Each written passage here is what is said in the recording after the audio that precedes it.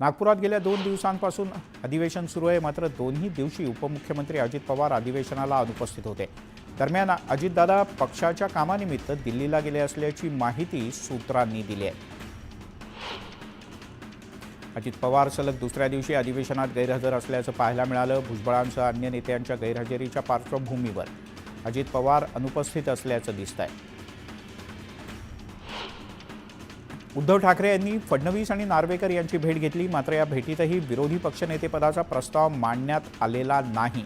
त्यामुळे राज्यात विरोधी पक्षनेत्याची जागा रिकामीच राहील असा अंदाज आहे। उद्धव ठाकरे यांनी मुख्यमंत्री देवेंद्र फडणवीस यांची भेट घेतली। नागपुरातील अधिवेशनादरम्यान या दोघांची भेट झाली। उद्धव ठाकरे यांच्यासोबत आदित्य ठाकरे, अनिल परब, वरुण सरदेसाई उपस्थित होते, मात्र भेटीचं कारण अस्पष्ट आहे। देवेंद्र फडणवीस यांची भेट घेतल्यानंतर ठाकरे यांनी विधानसभा अध्यक्ष राहुल नार्वेकर यांनाही पुष्पगुच्छ दिला आणि त्यांची भेट घेतली। नार्वेकर यांच्यासोबत त्यांनी विरोधी पक्षनेते पदाबद्दल चर्चा केली असावी अशी शक्यता आहे। उद्धव ठाकरे नार्वेकर यांच्या भेटीदरम्यान शिवसेनेचे नेते आणि मंत्री शंभूराज देसाई सुद्धा उपस्थित होते।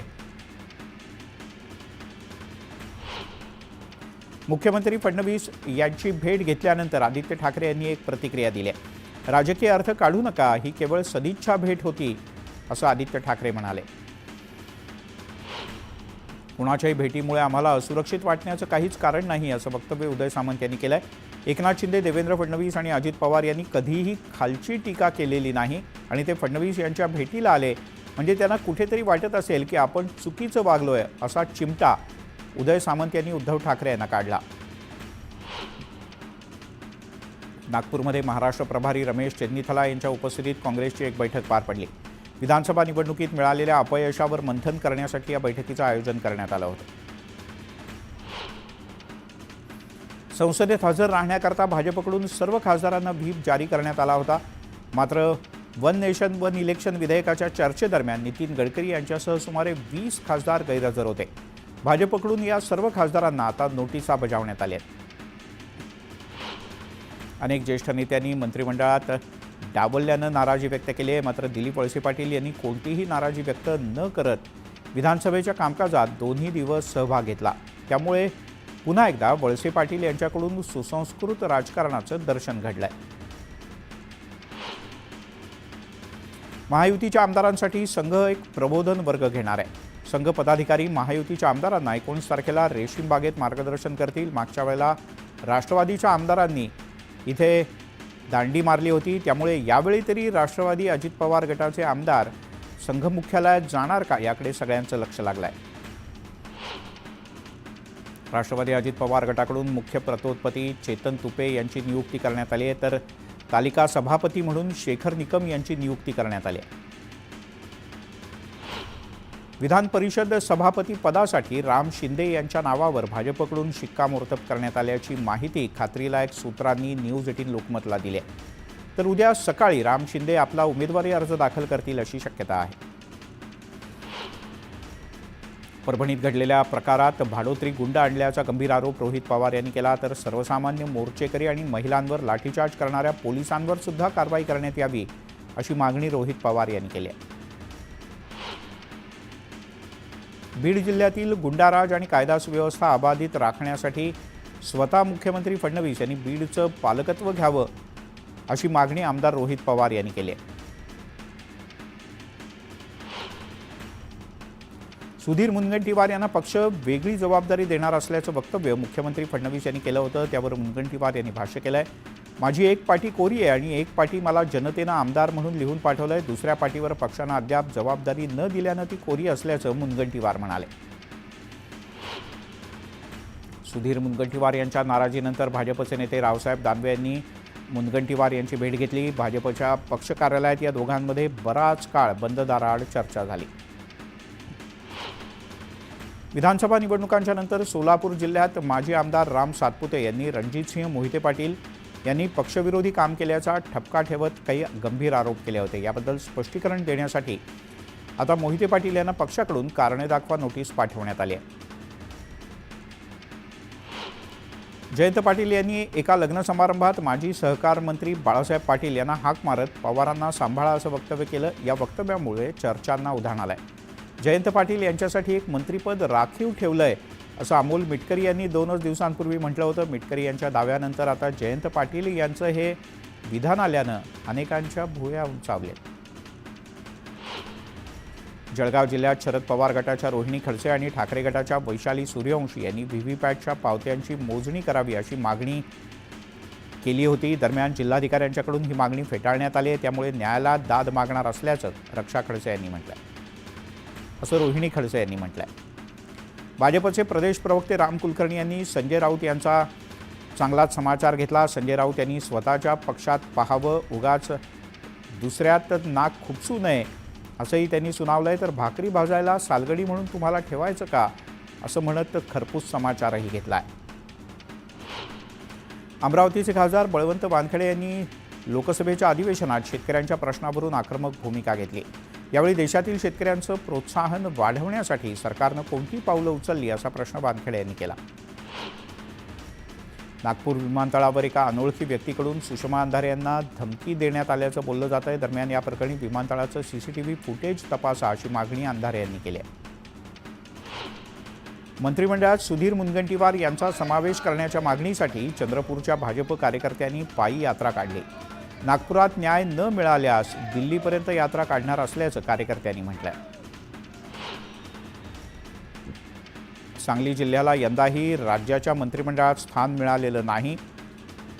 जिल्ह्यात भाजपचे 4 आमदार असूनही 2014 प्रमाणेच एकालाही मंत्रिपद देण्यात आलेलं नाही. त्यामुळे सांगली मंत्रिपदापासून वंचित आहे. त्यामुळे जिल्ह्यात कार्यकर्त्यांमध्ये नाराजीचा सूर आहे.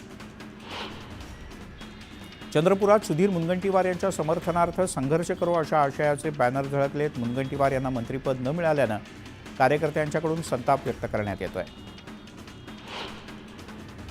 शिवसेनेकडून विधान परिषदेच्या मुख्य प्रतोदपदी मनीषा कायंदे यांची नियुक्ती करण्यात आली.